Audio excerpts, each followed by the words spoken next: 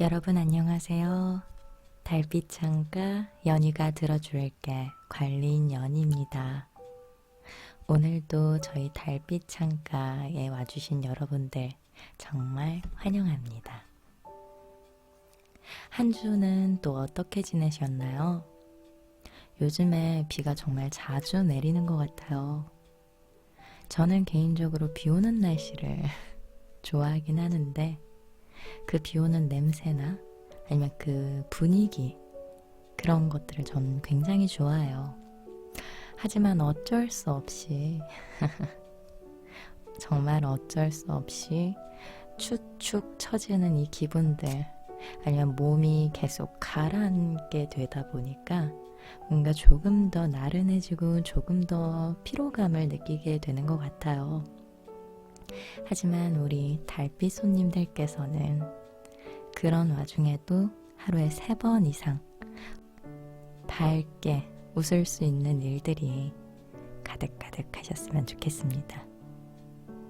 자, 오늘은 자제력 수업 두 번째 파트 2 시간을 가져보려고 해요. 두 번째이자 마지막으로 읽어드릴 부분인데요. 와, 정말 저는 이 책을 나름 굉장히 좋아하는 것 같아요. 공감을 많이 하면서 좀 봤던 것 같아요. 그러다 보니까 어떤 부분들을 읽어드려야 될까 정말 많은 고민을 하다가 이 부분을 읽어드려야겠다라고 생각을 해서 준비를 해봤어요.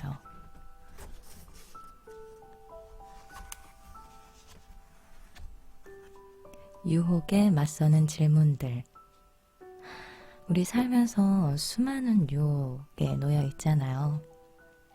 정말 우스갯소리로 야식을 먹을까 말까 이런 것부터 시작해서 내가 이 일을 해야 할까 말아야 할까, 이 길을 가야 할까 안 가야 할까, 정말 수많은 유혹들이 있잖아요. 지금 자야 하는 것인가 아니면 시험 공부를 해야 하는 것인가 이런 것들까지도요. 그래도 이 챕터를 또 읽어드리면서 여러분들에게 조금 더 또 도움이 될 수 있는 그런 시간이 되었으면 좋겠다 싶어서 이렇게 준비해봤습니다. 그럼 서두가 길었지만 이제 바로 달빛 창가 연희가 들어줄게 북 리딩 시작하도록 하겠습니다. 유혹에 맞서는 질문들.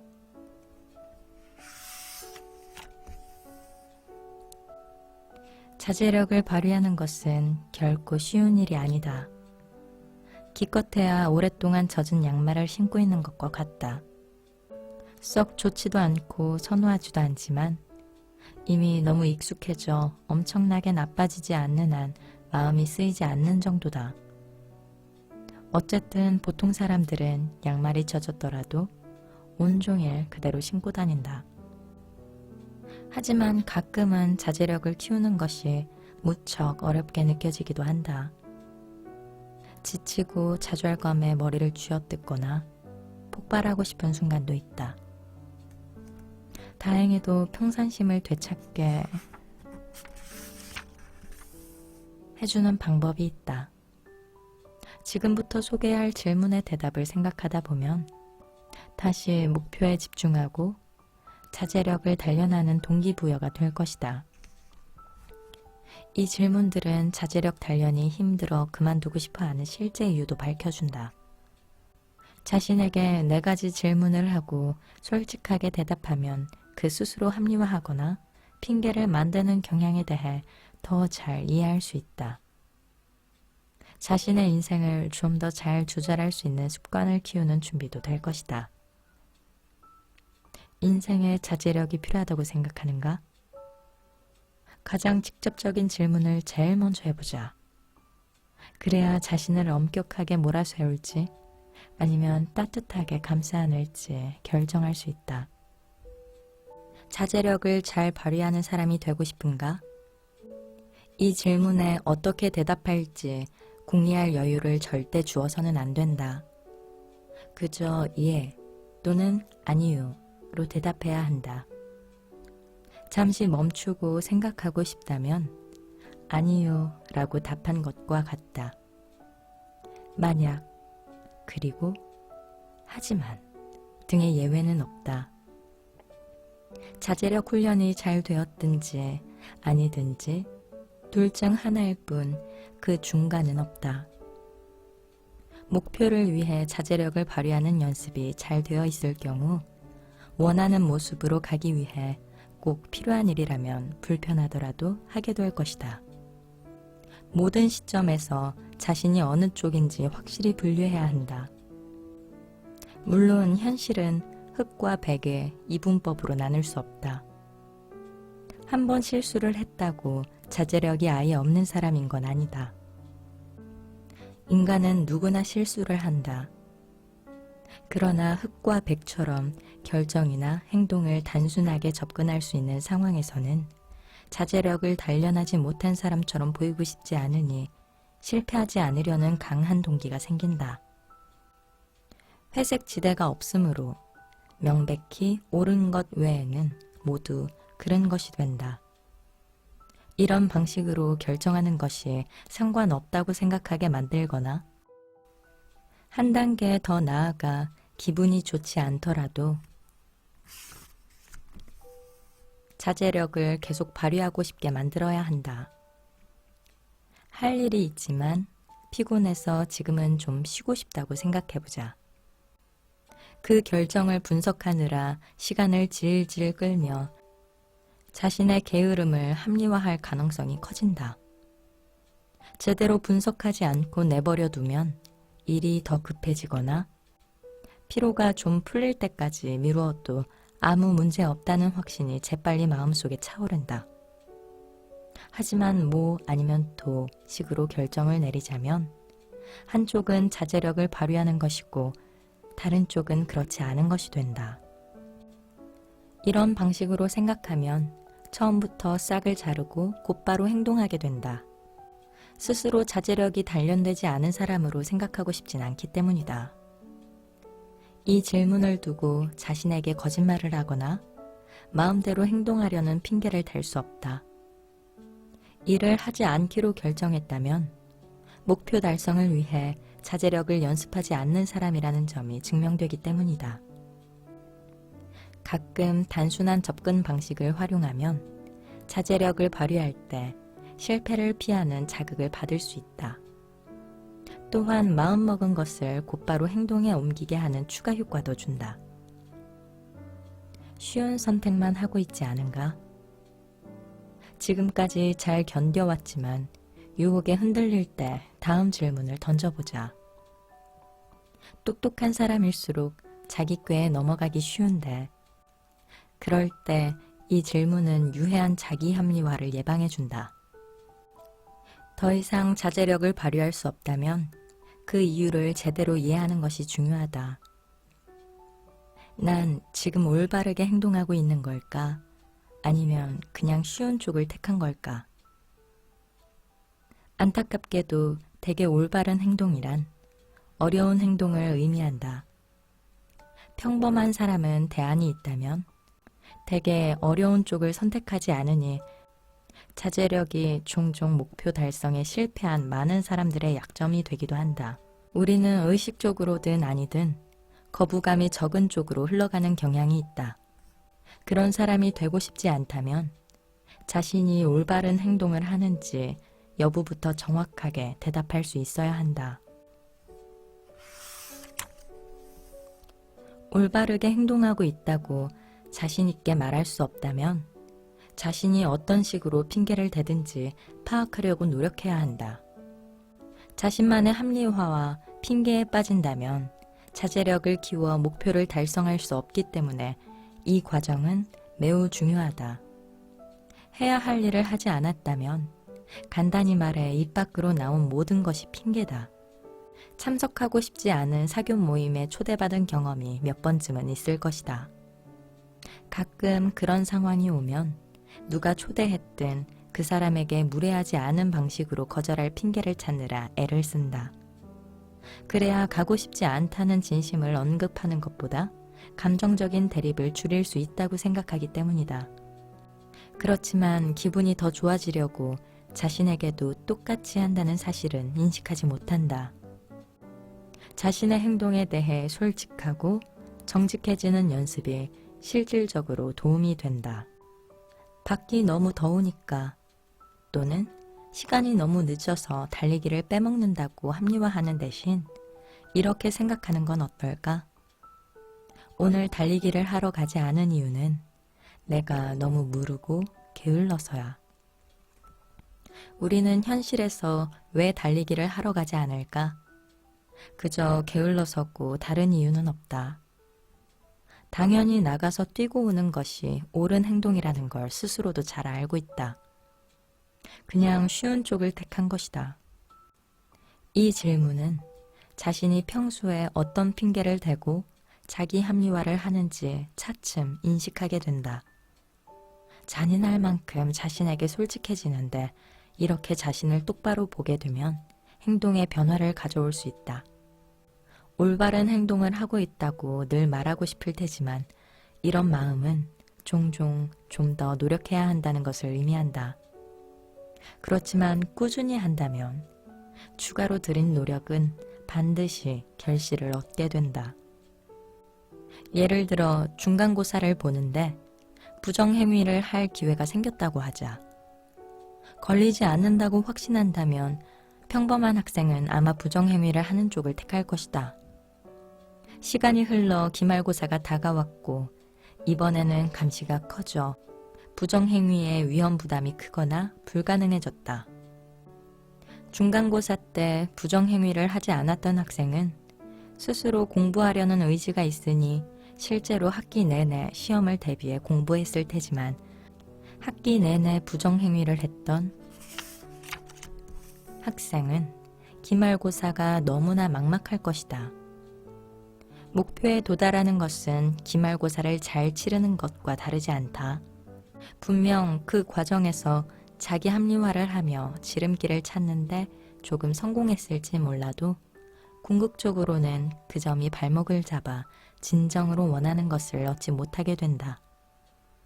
올바른 행동을 하면 그 순간에는 더 힘든 길을 가는 게 아닌가 싶겠지만 꾸준히 하면 목표를 달성하는 가장 효율적인 방법이 되어줄 것이다. 정말로 원하는 것이 무엇인가?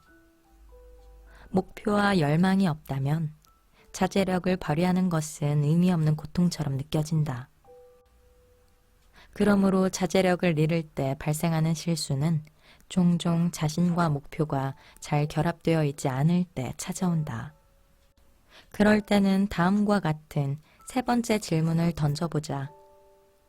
이 질문을 통해 스스로 성취하려는 것이 무엇인지, 불편한 자제력을 연습하며 고통받는 이유는 무엇인지 확실히 알 수 있다. 샐러드를 먹으면 어떤 디저트를 상으로 받게 될까? 이 순간 자제력에 몰두하며 불편을 감수하는 것은 미래의 이득을 보기 위해서다. 자제력을 잘 발휘한 행동이 샐러드고 그 보상이 디저트다. 그런데 자신이 얻게 될 보상이 무엇인지 까먹으면 쉽게 흔들리게 된다.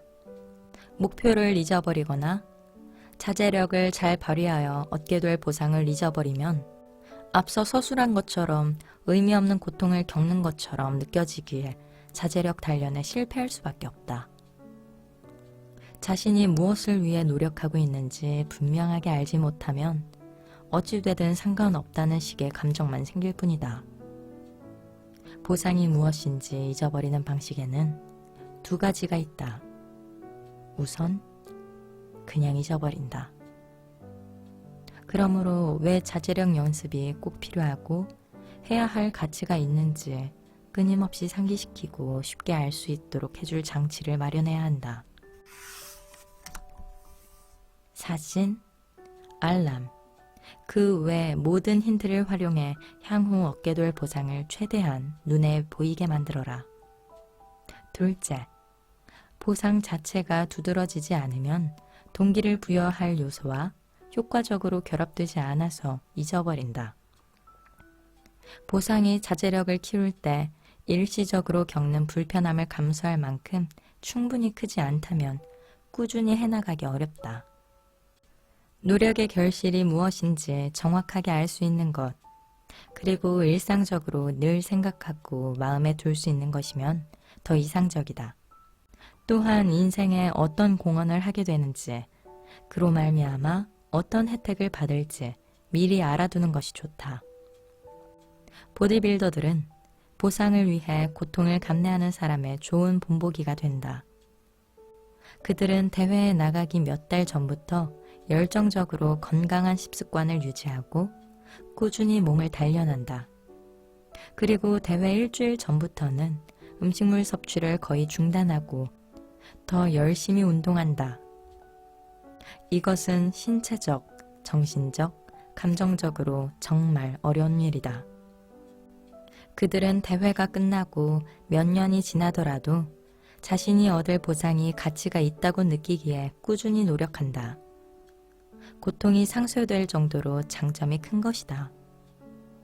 그들은 대회에서 우승하면 광고 모델로 섭외받는 것은 물론 자기 분야의 정점에 올라 전설이 되어 백만장자가 될 가능성이 높다. 고통이 그런 가능성으로 이끌어주니 충분히 견딜만 하고 날마다 보상을 기억하며 마음을 다잡을 수 있는 것이다. 그러니 자신에게 이런 질문을 해보자. 난 왜 이런 걸 하고 있을까? 보디빌더처럼 극심한 훈련을 할 필요가 없어도 자신이 받을 보상이 매우 중요하고 스스로를 진정으로 움직이게 하는 것임을 확실히 알아야 한다. 자제력을 단련하는데 매진할수록 결승점에서 기다리고 있을 보상은 더 커진다. 얼마나 야심찬 목표를 세웠든 간에 그 목표를 꾸준히 상기하면 자제력의 필요성을 인식하고 고통을 이겨낼 수 있을 것이다. 자기 자신을 얼마나 잘 아는가? 순간적인 충동에 넘어가고 있다는 것을 인식하지도 못한 채 충동에 빠져본 적이 있는가? 대다수의 사람이 그렇다고 대답할 것이다. 다음은 잘못을 저지르기에 앞서 던지는 마지막 질문이다. 자신의 사고방식을 돌아볼 수 있다면 충동을 성공적으로 억제하고 자제력을 잘 활용할 수 있도록 행동할 수 있다. 자기 자신을 잘 알고 있나? 자각하지 못했다고 풀이 죽을 필요는 없다. 모두가 그런 일을 겪는다. 그러나 앞서 말했듯이 주의를 분산시키는 요인이나 충동은 자제력 훈련의 적이다. 장을 볼 때 쉽게 다른 곳에 정신이 팔리는 사람이 신중하게 소비하는 사람보다 시식을 더 많이 하고 충동적으로 제품을 구입하는 경향이 있다는 연구 결과가 있다. 왜 그럴까? 정신이 산만한 상태에서는 논리적으로 생각하기가 어렵기 때문이다. 한마디로 옳은 결정을 내리기에 적절한 상태가 아니다. 자신에 대해 잘 아는 것은 자제력 연습을 위한 규칙을 어길 수도 있고 새로 만들 수도 있을 정도로 중요하다. 현실에 집중하지 못하고 항상 어디론가로 마음이 흘러간다면 무슨 실수가 있었는지조차 파악하지 못하게 된다. 그러면 세 번째 질문에서 찾아낸 이유조차 전혀 쓸모가 없게 된다. 스트레스, 두려움, 불안은 최대한 줄이고 항상 현재에 집중하며 정신을 가다듬어 보자. 현재를 자각하는 데 도움이 된다고 잘 알려진 방법으로 명상이 있다. 명상이 아니더라도 정말 현재에 집중하게 할 수 있다면 어떤 방법이든 상관없다. 창작 활동, 음악 듣기, 스포츠 등 무엇이든 좋다. 일상에서 자신에 대한 깨달음을 높일 수 있는 것이면 무엇이든 궁극적으로 자제력을 발휘하는 데 도움이 된다. 물론 단순히 이 질문들을 기억하는 것만으로도 어느 정도 자각을 할 수 있다. 마지막 질문에 솔직하게 예 라고 대답한다면 유혹에 넘어가 욕망을 채우지 않는다는 의미다. 음란물에 중독된 사람이 그걸 보지 않으려고 노력해오다가 우연히 SNS 중독 습관을 촉발하는 사진을 보게 되었다면 그 순간 자신을 파악할 수 있다면 사진을 봤을 때 자기가 어떤 반응을 보였는지 자각하게 된다. 그러면 그 반응에 동조하는 것이 자제력 연습을 더 힘들게 한다는 사실을 인식할 것이다. 아무 생각 없이 SNS에 머물며 욕구가 더 강해질 때까지 사진을 찾아보는 대신 스스로 적절한 수준에서 충동을 끊어낼 수 있다. 적어도 자신이 지금 무슨 행동을 하고 있는지 자각하고 있다면 1시간 넘게 타임라인을 넋놓고 바라보다 언제 시간이 이렇게 흘러버렸는지 의아해하지 않게 된다. 우리 뇌는 늘 쾌락을 추구하기에 자각 능력이 높아지면 부정적인 길로 인도하는 유형이나 행동을 파악할 수 있다. 이 장에서 소개한 4가지 질문은 자제력을 단련하는 도중 실수를 방지하는 데 충분히 효과적이다. 자제력을 잘 발휘하는 사람이 되고 싶다면 지금 잘하고 있는지 자문하는 것이 좋은 시작점이 된다. 올바른 행동을 하고 있는지, 쉬운 길을 선택했는지 등 더 깊이 있는 질문을 이어감으로써 합리화하고 핑계를 대는 성향을 대면할 수 있게 된다. 더불어 목표와 자제력의 중요성을 꾸준히 인식하게 해주는 동기에 대해 알게 된다. 마지막으로 자신을 정확히 인식하여 자제력 훈련에 집중할 수 있게 된다. 자신에게 묻고 어떻게 반응하는지 솔직하게 파악하자. 그리고 그 과정에서 자제력을 더욱 키울 수 있는 쪽으로 습관을 들여보자.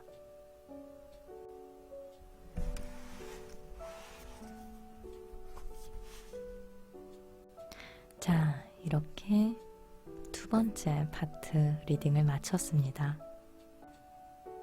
여러분들 어떻게 들으셨나요? 또 새로운 포인트들이 여러분들을 자극하게 돼서 좀 더 활기차고 열정 있는 그런 하루하루 그리고 나 자신이 되었으면 좋겠습니다. 유혹을 이겨내는 방법, 너무 어렵죠. 근데 저번에 10분, 저희 10분의 능력 있잖아요. 그것처럼 이것도 한번 피곤한데 쉬고 싶다. 이따 해야지. 보다는 한 번쯤은 우리 생각을 해봐요. 지금 자제력을 높이는 중이야. 그럼 조금 더 멋진 내가 되어 있지 않을까? 라는 희망을 갖고요. 오늘 하루도 저와 함께 북리딩 함께 해주셔서 감사하고요. 달빛 창가 연희가 들어줄게. 북리딩 여기서 마치겠습니다. 오늘 하루 정말 지치셨죠? 수고하셨습니다. 안녕히 주무시고 좋은 꿈 꾸세요. 다음 주에 봬요.